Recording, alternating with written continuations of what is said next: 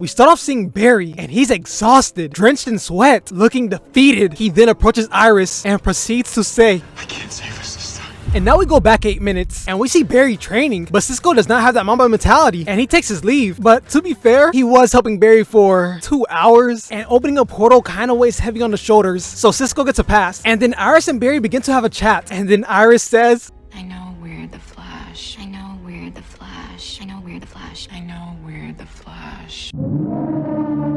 Wait. Hear me out. Iris saying this will make a whole lot of sense later. And then Wells hops on the mic, calling up Barry, and it's to show him traces of the Vo, where he's been, where he was, and where he is. Well, not where he is. I just added that part for dramatic effect. But if the Vo does teleport again, the team will get worried about it. But we can't worry about that right now, because we see Joe's in a shootout, and he sends a distress call to Star Labs. We see thugs getting shot, cops getting laid out, and Joe making it clap, catching bodies. We check on Star Labs, and they finally book it with Killer Frost, Cisco, and rest her soul, Jesse Quick, all joining the rumble. Back to Joe. Barry is taking his sweet time, giving these thugs an opening to open this container, and then we see the baddie arms the nuke. But then in the background, we hear tussling and see that Jesse and the team took down the thugs. The baddie walks out, staring down Team Flash, staring down the officers, and then Barry pulls up behind her. It's over. For all of Central City. Barry runs up, but it's already too late. Barry turns around, walks inside the container, and sees the nuke is armed. Now look, I don't want to be that guy, but if Oliver Queen was in the lineup, this would have never happened. Barry was trying to be all stoic, talking about it's over! But real quick, why do you think Flash said this? That's because he was trying to resemble the man who became someone else. Barry was trying to resemble the man who became something else. And I have the evidence to prove this. When Oliver put up on Damien Dark, he did his aura farming and proceeded to say, You brought arrows to a gunfight. What guns? And the big difference is immediately after saying his one-liner, Oliver disarmed the threats instead of just standing there like a bozo. And once again, this is like a spider web because it all connects to my case on why Green Arrow beats the Flash. But that's a topic we already had. So let's move on. Jesse Quick proceeds to say, Oh, it's a nuclear bomb. I know. And his core's already gone critical. I know. The second we slow down, it's over. I know.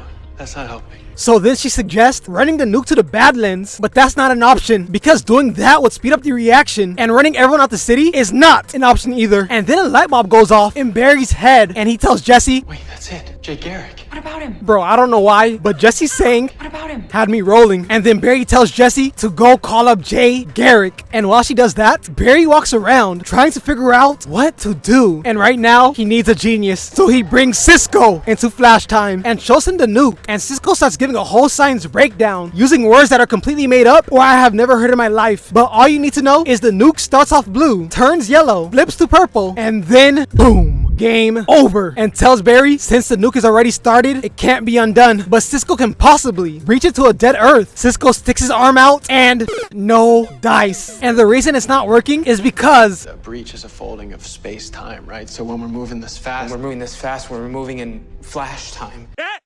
he said it.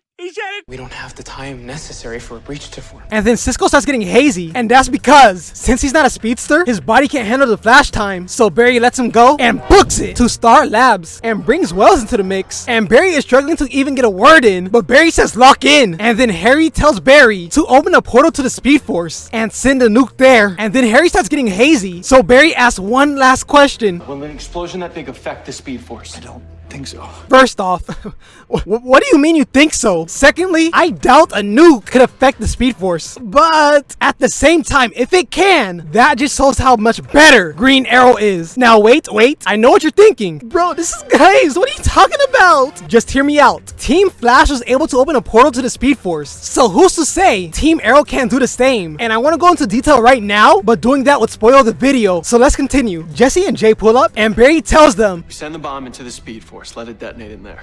Like hell you will. What do you mean? Why not? Because Flash, if you do that, we may lose the Speed Force forever. so a nuke is strong enough to wipe the whole Speed Force, which would cause every speedster across space and time to lose access to their speed. And Barry thinks that doesn't sound too bad because Thawne, the reverse Flash, would also lose his speed. And then Barry gets to weighing his options, and Jay is all in Barry's ear, telling him it's a terrible idea. If anyone can understand. What, Jay? What's your idea? And then the room gets quiet. And apparently also so hot because Jay is sweating, but all that sweat did was start turning the gears in his head because he figures out a plan, which is to cool it down. And we know someone that specializes in cooling things off. And Barry brings Killer Frost into Flashtime. And after hearing the plan, she starts laughing in her face. But then she sees that desperate look in Barry's eyes and understands this is not playtime. Killer Frost starts blasting her ice, but just like Cisco, her power is useless in this situation. And then the reactor turns yellow and the box starts cracking. Killer Frost tries again, but let's just say it's time to send her back to the bench. And Barry does just that. But all hope is not lost because Jesse Quick has a quick idea. Each lightning bolt gives off roughly 1 billion joules, so So if we all throw a lightning bolt at the same time. it could be enough. And just like that, we have a formula for success. These boys start running in a circle. Flash throws, Jesse throws, Jay falls to his knees. And that's because he's not in his prime anymore. Being in Flashtime at his old age is taxing on the knees, so Jay can no longer participate in stopping the nuke. And with no more Jay Garrick, Barry says,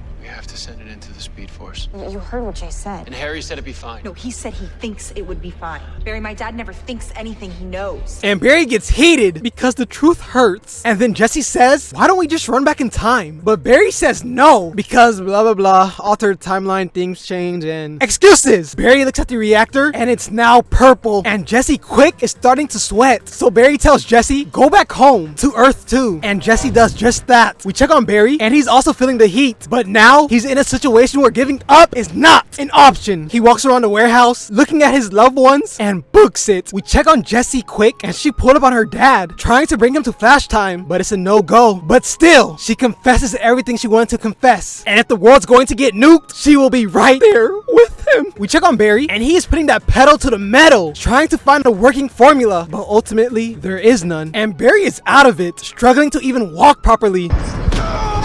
And if Barry's going to die here, he will at least say goodbye to the woman he loves. Barry brings Iris to Flashtime I can't save us this time. and starts explaining everything. The nuke is armed, Cisco sucks, Killer Frost is not even cool, and lightning was all thunder, no strike. And you can truly see Barry has given up hope. Iris clutches his head, telling Barry everything will be okay, and then comes to a realization. What if you use lightning from the Speed Force? But Barry doesn't know how to draw it out. And then Iris gives Barry an excellent play-by-play on what to do. And look at Barry's eyes. Once again, he has hope, and he books it, running into the Speed Force and grabbing the corkscrew, causing the lightning to start following him. But Barry is on a mission and will not be stopped. Barry makes it to the warehouse, the lightning still following behind him. Barry jumps off this police car and throws a cork spear at the nuke, causing the lightning to follow and strike the nuke, officially disarming it. Cisco, Frost, Jay are all safe. Jesse and Harry are still together, and they embrace with each other. And as for Iris, she calls out for Barry, and we see he's laid out. Joe runs to check on him, Are we dead?